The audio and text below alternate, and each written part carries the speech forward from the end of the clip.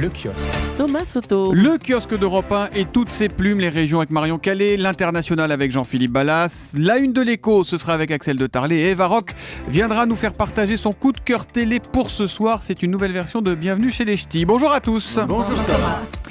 Pas mal. On commence avec vos quotidiens nationaux et vos hebdos ce matin. Serait-ce l'Independence Day, le jour de l'indépendance en Écosse ? C'est la question que se pose Metro News et qui revient pratiquement partout ce matin, dans le Figaro, Libération, La Croix, L'Opinion ou l'Humanité. Aujourd'hui en France, s'inquiète pour cette humanitaire française infectée par Ebola. Hélène Zélani en parlait à l'instant. Cette volontaire de MSF était en mission à Monrovia au Libéria. Malgré son masque, malgré sa combinaison de protection et malgré ses gants, elle n'a pas pu échapper au virus qui fait d'elle la première Française contaminée.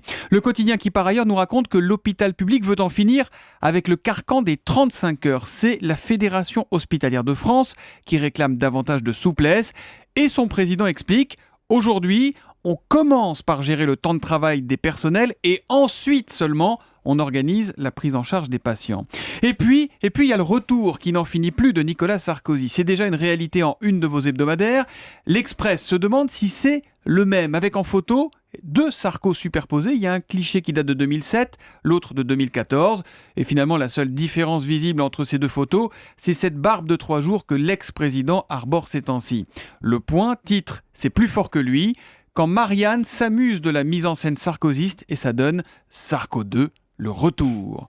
À la une des régions, Marion Calais, on ouvre Nice Matin ce matin. Nice Matin qui a retrouvé des maires battus aux dernières municipales. Mais que deviennent-ils ? Oui, il y a une vie après, c'est ce qu'écrit le journal, mais c'est pas vraiment la sensation qu'on a après avoir lu tous ces témoignages. Ils sont 6 à raconter leur nouvelle vie, loin de l'hôtel de ville, loin des responsabilités.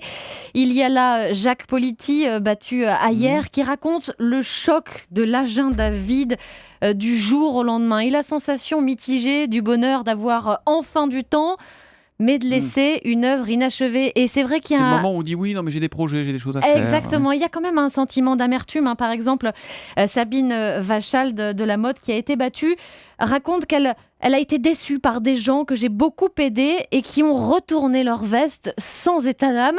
Elle le dit clairement, cela dit, elle raconte aussi la joie du lever sans réveil. À Fréjus, Élie Brun, battu, lui, et qui a cédé sa place à un candidat du Front National, eh bien lui, il a carrément tout quitté.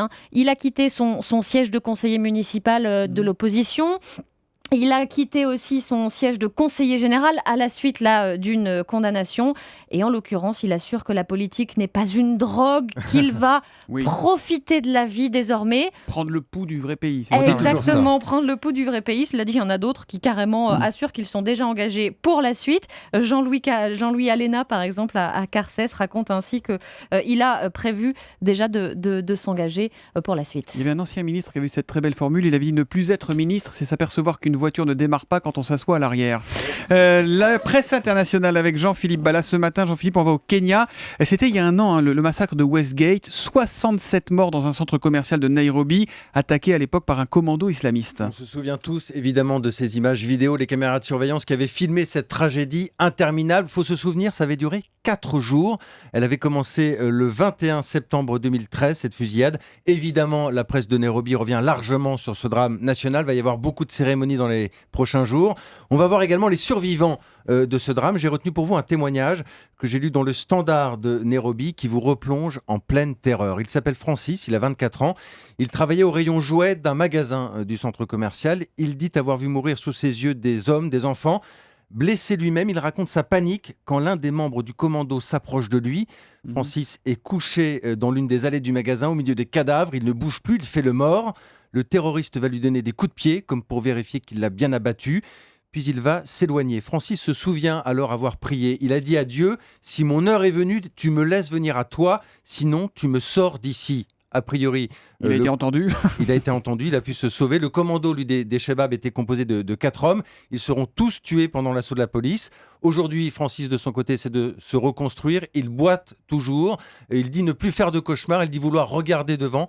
En tout cas, c'est un témoignage assez difficile que j'ai lu donc dans le Standard de Nairobi. Jean-Philippe Dimbaud, j'imagine que vous avez jeté un œil sur la presse écossaise en ce jour de référendum. Évidemment, jour J, alors il y en a partout. L'Écosse qui joue son destin, Destiny, Day of Destiny, c'est le mot qui revient le plus souvent à la une des quotidiens d'outre-Manche ce matin. Le Guardian, le Scotsman notamment, Julie, je vous ai donné la une.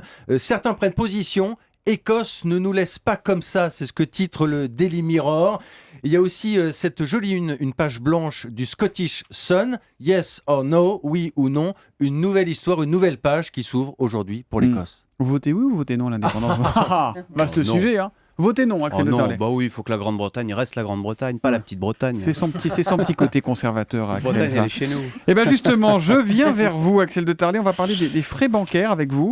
C'est pas la fête, hein, dis donc. Il paraît que certains explosent, notamment les frais pour tenue de compte. Voilà. Qu'est-ce que les frais pour tenue de compte? C'est la nouvelle astuce qu'ont trouvé les banquiers pour nous faire payer sans que ça se voit, puisque c'était d'ailleurs une catégorie de frais qui n'était pas répertoriée jusqu'à présent par l'Observatoire des tarifs bancaires.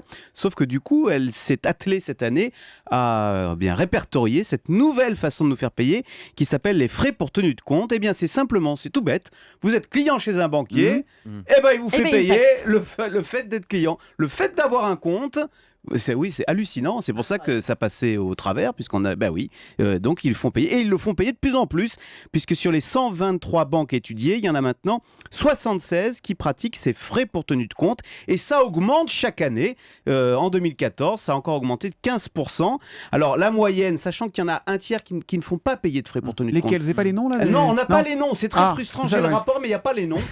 Donc, mais on le voit où? C'est sur notre rapport? Alors oui, en général, c'est en janvier qu'ils font un récapitulatif de tout ce que vous avez payé comme frais durant l'année. Donc vous verrez si vous avez des frais pour tenue de compte. En moyenne, ils sont de 8 €, mais il y a les banques qui pratiquent 30 € de frais pour tenue de compte. Mais pourquoi elles nous matraquent de frais bancaires comme ça, les banques? Ah, mais maintenant, si vous voulez, les banques gagnent de moins en moins sur les crédits. Le fait de, si vous prenez un crédit immobilier, ils gagnent plus grand-chose, d'autant que vous allez le renégocier derrière. Et c'est pareil avec les entreprises, parce qu'en plus, maintenant, les nouvelles normes font que quand vous prêtez aux entreprises, il faut avoir beaucoup de réserves. Donc les banques ne gagnant plus d'argent sur les opérations de crédit, elles en gagnent sur les services bancaires. En plus, si vous voulez facturer un gogo dès qu'il pousse une porte, c'est quelque chose de récurrent, ça passe très bien, ça rassure tout le monde et l'argent tombe dans les caisses. Il vote non au référendum écossais. Il n'est pas un gogo, Axel de Tarlet.